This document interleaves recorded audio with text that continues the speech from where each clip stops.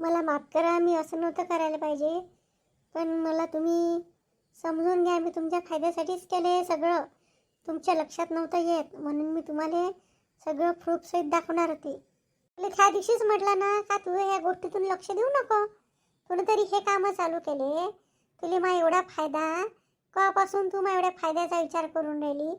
तुला फक्त गावात पसरवाली एखादी बातमी पाहिजे, नाही तर तुझा उद्देश काय आहे? मोठा फायदा पाहून राहिली तू. मा फायद्यासाठी तू त्या पोराले कामी लावतं का? त्या पोराला आतापासून तू असं शिकवतं? भुलली का जुने दिवस? जंगलात हरवली होती तर त्या पोराने तुला पाहून आणली होती, थोडंसं मागचा पुढचा विचार न करता. आणि तू असे कामच शिकवतो त्या पोराले? इथून निघती चालती होय, नाही तर मग मा दिमाग सरकला ना एका गालपटीने नाही होणार. निघ पटकन इथून. माफ करा शांता काकू, माफ करा. काही माफी फाफी नाही आहे, निघ म्हणतोच निघ इथून. छाया, मा उद्देश तो नव्हता, पण मला माफ कर छाया. तुला मी माफ नाही करू शकत, निघ तू इथून. त्या घरी मी यायला घेऊन संध्याकाळी पंजाब भाऊच्या देवातच तुला सांगतो पुरं. सुनीता वहिनी, तुम्ही तरी समजावा नाही यायले. ह्या पा मा ऐकून नाही राहिल्या. मी सांगितलं ना, मी तुम्हाला सगळ्यात पहिले तर तुम्हालाच सांगितलं होतं. याच्यात मला कोणता फायदा आहे? मी शांता काकूसाठीच सगळं करत होती. त्या साध्या सुध्या आहे, शांत स्वभावाच्या आहे. तुला जाऊ दे, एका गोष्टीने ठीक आहे, पण तू त्या पोराचा कोण फायदा घेतला? तुनच हे गोष्ट आम्हाला म्हणते काही, पण तू त्या पोराला कामी लावलं. उद्देश तो नव्हता, माफ करा मला. तू पहिले इथून निघ. आता मला डोकं नको खाऊ तू.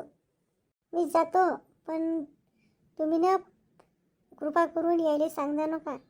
हे खूप मला सेवा देईन. आताच मला म्हणत होते का तू रिकामा कामात फसजू नको.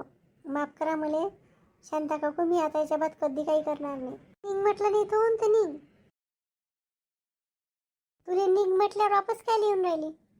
मी तुमच्या पाया लागतो, पाया लागून मला माफ करा शांता काकू. मी सोचीन, तुझा निघ पहिले इथून.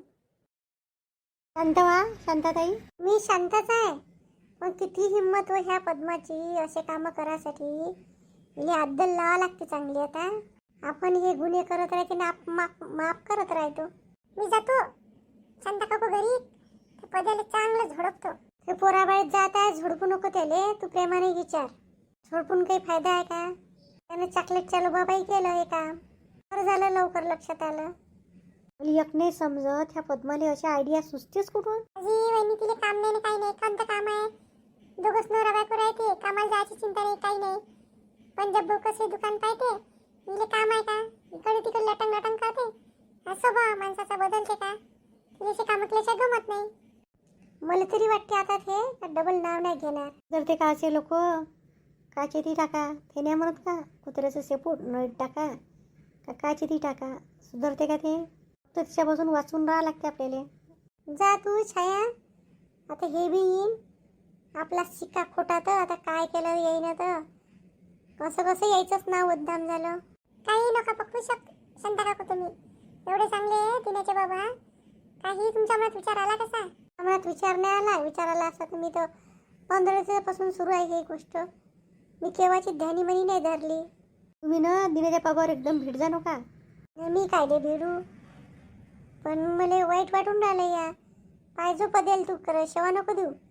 लागून तरी प्रेमानं समजवजो. मी येईन उद्या, मी समजावीन.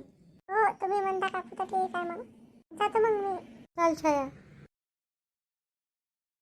आता हे लय गोष्ट झाली.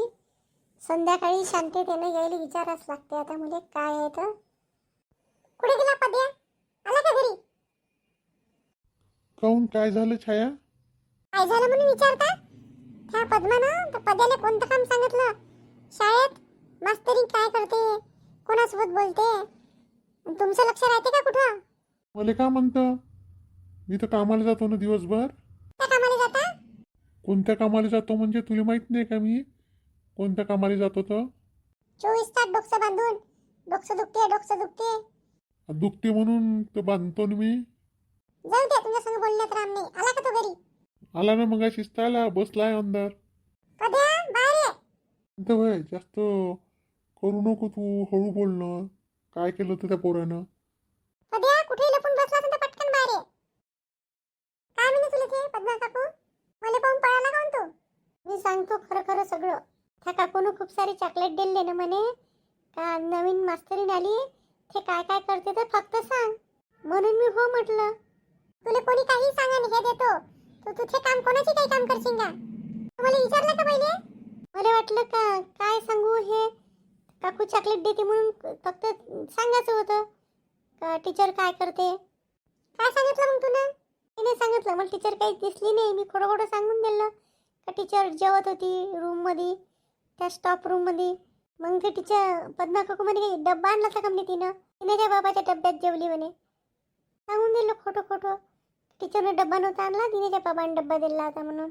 तुला एवढं खोटं खरं तसं काय बोलले मी आता समजून नाही राहिलं. यायचा गुन्हा आहे कधी लक्षच राहत नाही घरात. पद्या तू जा बरं खेळायला बाहेर. मी बोलून येईल त्याच्या संग खेळायला गेली पाठवून राहिले. मग बोलतो जा पद्या थोडंसं बाहेर जा. हो बाबा आई मा चुकलं मी आता कधी नाही करणार असं. दिमाग शांत ठेव. त्या पोराच्या मनामध्ये आणखीन काय तू टाकून राहिली काय झालं काय नाही. त्यानं म्हणलं ना चॉकलेटच्या लोभापायी तर तिनं फक्त म्हणलं लक्ष ठेवचं. त्या पोराला नाही काही समजलं. तू काय त्याच्यावर भोपावून राहिली प्रेमाने शिकवणं आता ते सांगून राहिली ना. त्याच्या समोर त्याला आणखीन उघड काढतं का काय म्हणेन काय नाही. मला काही समजून नाही राहिलं. अंतर आहे बराबर समजते. प्रेमानं समजावं लागते पोराले. मी कमावून आलो आहे चहा कर. मी समजावून सांगीन त्याले. दिन्याने जेवला का? दिन्याने जेवत का? झालं त्याचं जेवण. अभ्यास करून राहिला असन तो. जेवताना ती विचारावं नाही अशी इच्छा होत नाही. पण तुम्ही जेवल्याबरोबर फिरायला जाता मला भेटूनच नाही राहिले. आता विचारूनच पाहतो. काय विचारायचं आहे विचार ना. तुम्हाला गावात कोणती चर्चा सुरू आहे तुम्हाला माहित आहे का? कायच्याबद्दल? बुजून सोंग नका करू. सारं समजून राहिलं तुम्हाला मी कायच्या विषयी बोलून राहिली तर. त्याच्याविषयी मला समजून राहिलं. स्पष्ट बोल. स्पष्टच बोलतो मग. तुमच्याविषयी आणि त्या नवीन मास्तरींविषयी गावात चर्चा चालू आहे. काय बोलून राहिली शांता? त्या जिबीले हाड आहे का काही? जिबीले हाड नाही आहे म्हणूनच विचारून राहिली. मला माहिती आहे तुमचं काही नाही आहे. पण गावात आहे आणि त्या पद्मानं सगळं केलं. आणि त्या आज 2 दिवस अगोदर त्या पद्याले तिनं तुमच्यावर पार्थिवर ठेवलं होतं. चॉकलेटचं आमिष देऊन त्या पोराले. बोलतो तू का बोलून राहिली? चौकू नका एवढे मी बरोबरच बोलून राहिली. त्या दिवशी तुमची नवीन मास्तरीण आली त्या दिवसपासून तुम्ही मला स्पष्ट कधी सांगितलं का?